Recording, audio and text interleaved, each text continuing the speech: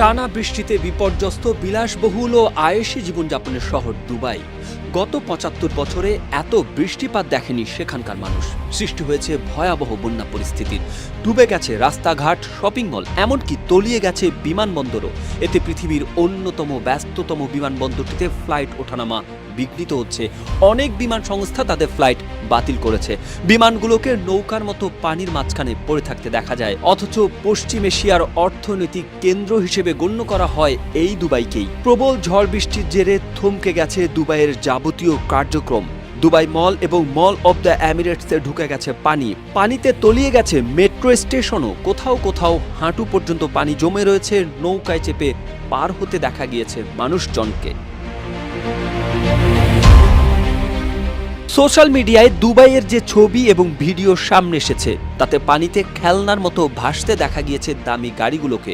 রাস্তাঘাট সব জলমগ্ন হয়ে রয়েছে। গগনচুম্বী বিল্ডিংগুলোর সামনেও পানি, থই থই অবস্থা। দুবাই বিমানবন্দরে নামার কথা থাকলেও বিপর্যয়ের জেরে একাধিক বিমানকে অন্যত্র ঘুরিয়ে নেওয়া হয়। স্কুল কলেজ আপাতত বন্ধ। আমিরাতের আল আইন এবং সৌদির আল হিলালের মধ্যে Asian champions league football semifinal ম্যাচেও আবহাওয়ার প্রভাব পড়েছে। ঝড় বৃষ্টির জেরে ম্যাচ ২৪ ঘন্টার জন্য স্থগিত রাখা হয়। উঁচু উঁচু বিল্ডিং, কৃত্রিম দ্বীপ, নামি দামি গাড়ি, বিলাসবহুল এবং অদ্ভুত জীবনযাপনের জন্য বিখ্যাত শহর দুবাই।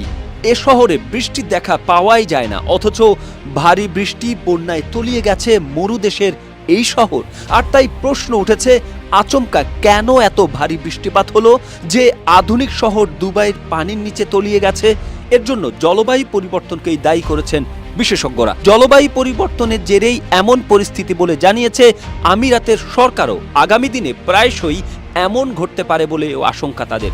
দুবাইয়ের এই বন্যা পরিস্থিতির জন্য বিশেষজ্ঞদের কেউ কেউ ক্লাউড সিডিংকে দায়ী করছেন। তারা বলছেন, আধুনিক এই প্রযুক্তির কারণেই বানবাসী হয়েছে বিশ্বের অন্যতম বাণিজ্যিক শহর দুবাইবাসী। বিশ্বের মধ্যে অন্যতম উষ্ণতম এবং শুষ্ক মরু অঞ্চল হলো সংযুক্ত আরব আমিরাত। সেখানে বৃষ্টি প্রায় হয় না বললেই চলে। আর সেই কারণেই বৃষ্টির পরিমাণ বাড়াতে ক্লাউড সিডিং প্রযুক্তির সাহায্য নেওয়া হয়েছে, যার ফলে কৃত্রিম বৃষ্টি তৈরি করা যায়। এই প্রযুক্তির আসল উদ্দেশ্য হলো মরু এলাকায় পানির ঘাটতি মেটানো। এমনিতে বছরে দুবাইয়ে প্রায় ১০০ মিলিমিটার বৃষ্টি হয়।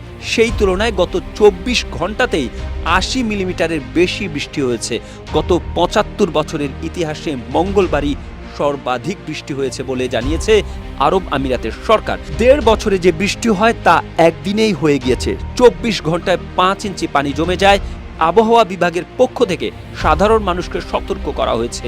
বন্যা দুর্গত এবং জলমগ্ন এলাকা থেকে দূরে থাকতে বলা হয়েছে সবাইকে। বন্যার কারণে ঢাকা দুবাই রুটে কমপক্ষে ১০টি ফ্লাইট বাতিল করেছে কর্তৃপক্ষ। টানা প্রবল বৃষ্টির কারণে বিমানবন্দরের রানওয়ে ডুবে যাওয়ায় স্থানীয় সময় সন্ধ্যা ৬টা পর্যন্ত আন্তর্জাতিক সব ফ্লাইট ওঠানামা বন্ধ রাখা হয়।